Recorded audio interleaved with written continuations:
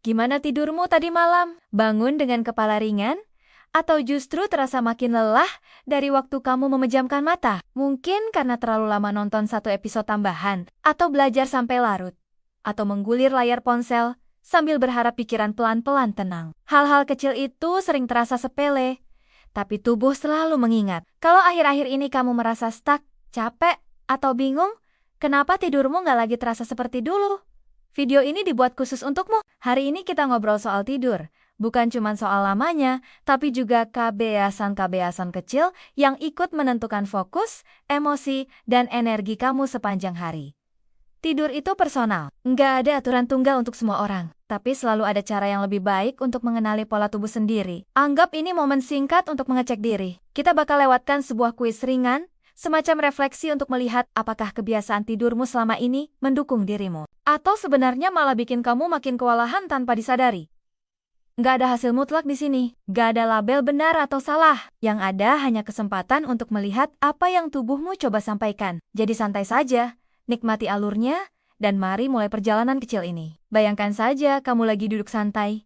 Tarik napas pelan, ambil sesuatu untuk mencatat kalau mau.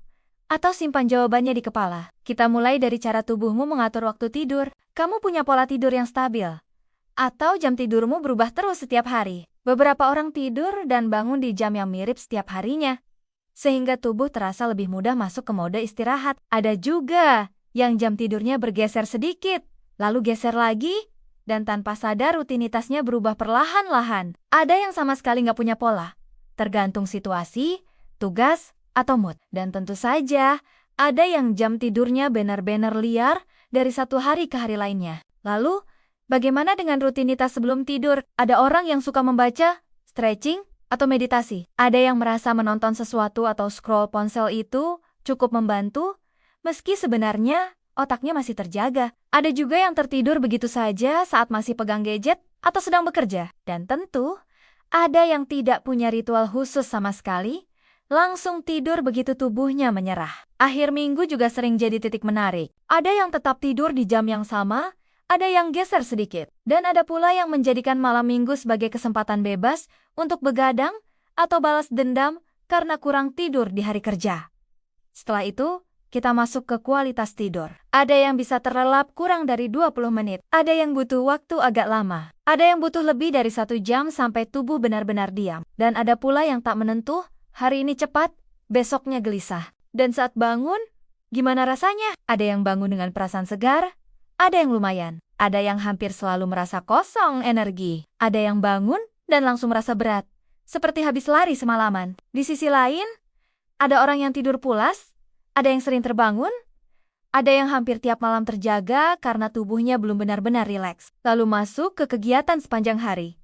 Ada yang merasa fokusnya stabil, ada yang hanya sesekali mengantuk, ada yang kesulitan berkonsentrasi karena tubuhnya minta istirahat, ada juga yang hampir sepanjang hari merasa kabur dan lelah. Coba lihat seberapa sering kamu bergantung pada kafein atau gula untuk bertahan hidup. Mungkin jarang, mungkin sesekali, mungkin berkali-kali sehari, atau mungkin itu satu-satunya cara kamu tetap melek. Dan apakah kamu pernah tersadar, tertidur saat membaca, atau menonton sesuatu? Ada yang jarang, ada yang sesekali, ada yang sering, bahkan ada yang hampir setiap hari kehilangan kendali karena tubuhnya sudah minta berhenti. Sekarang, hubungkan dengan kehidupanmu sehari-hari. Apakah ponsel, laptop, dan TV sering ikut menentukan jam tidurmu? Ada orang yang matikan semua layar lebih awal, ada yang sesekali terganggu, ada yang hampir setiap malam menunda tidur karena layar, dan ada yang merasa mustahil tidur tanpa menonton sesuatu terlebih dahulu. Kamu juga tentu tahu rasanya harus bangun pagi,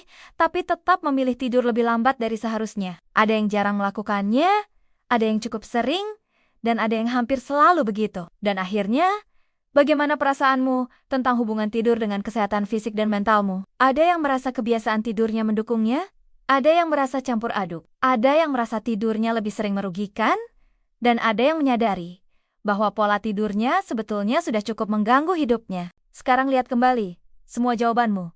Kebanyakan A, kamu tipe rested riser. Tipe orang yang tubuhnya sangat menghargai ritme dan rutinitas. Energi pagimu biasanya stabil, dan kamu jarang merasa benar-benar hancur saat memulai hari. Kalau lebih banyak kamu tipe revenge bedtime. Waktu malammu berharga. Mungkin karena siangmu terasa penuh tekanan, kamu menggunakan malam untuk mendapatkan kembali ruang yang kamu butuhkan. Sayangnya, tubuhmu membayar tagihannya keesokan pagi. Kalau lebih banyak sih, kamu tipe chaotic loh. Tidurmu tidak punya pola pasti, kadang cukup, kadang tidak, dan semuanya rasanya tidak menentu. Tubuhmu kesulitan memahami kapan harus istirahat. Bahkan perubahan kecil dalam rutinitasmu bisa memberi efek besar untuk kestabilan harianmu. Kalau lebih banyak kamu tipe weird but tired. Otakmu aktif, tapi tubuhmu letih. Kamu berusaha tidur, tapi akhirnya hanya rebahan lama tanpa benar-benar terlelap. Hal-hal kecil seperti gangguan layar, kafein, dan stres membuat tidur terasa jauh lebih sulit. Tapi ingat satu hal, ini bukan penilaian, ini hanyalah cermin kecil untukmu melihat apa yang bisa diperbaiki dengan lembut. Tidur itu fondasi. Saat kamu tidur, otak menyimpan pengalaman, memulihkan tubuh, merapikan emosi, dan membersihkan sisa stres. Tanpa tidur yang cukup, semuanya terasa lebih berat. Fokus, kesabaran, tenaga, kemampuan menikmati hal kecil. Jadi kalau belakangan ini kamu merasa kewalahan, mungkin tubuhmu hanya minta dimengerti, dan perubahan kecil bisa membuat perbedaan besar. Ritme tidur yang stabil membuat tubuhmu tidak lagi menibok-nebok kapan waktunya istirahat. Rutinitas malam membuat pikiranmu perlahan menurunkan intensitasnya. Jarak dari layar membantu hormon tidur bekerja dengan benar. Mengurangi kafein sore hari menjaga otak tetap tenang saat malam datang. Ruang tidur yang nyaman memberi sinyal bahwa ini waktunya pulih. Semua itu tidak harus dilakukan sekaligus. Pilih satu hal saja yang terasa paling ringan. Satu hal kecil yang bisa kamu lakukan malam ini. Kalau akhir-akhir ini tidurmu sulit, bukan berarti kamu gagal. Kamu hanya lelah. Dan itu wajar. Tubuhmu butuh waktu untuk pulih. Setiap malam selalu memberi kesempatan baru. Kesempatan untuk memperlambat langkah, menenangkan diri, dan memberi tubuh apa yang sudah lama ia tunggu. Jadi malam ini, lakukan sesuatu yang lembut untuk dirimu. Tutup satu tab yang tidak perlu. Redupkan lampu sedikit lebih cepat. Biarkan tubuhmu merasa aman untuk beristirahat. Kamu pantas merasa pulih. Kamu pantas merasa segar saat membuka mata. Terima kasih sudah menonton. Semoga tidurmu malam ini menjadi tidur terbaik yang kamu dapatkan dalam waktu lama. Jika kamu suka kuis seperti ini, tulis di komentar. Biar kita bisa bikin versi lanjutan tentang apa yang kebiasaan tidurmu ungkapkan tentang dirimu. Dan siapa tahu, seminggu lagi kamu bisa kembali ke video ini dan melihat apa yang sudah berubah.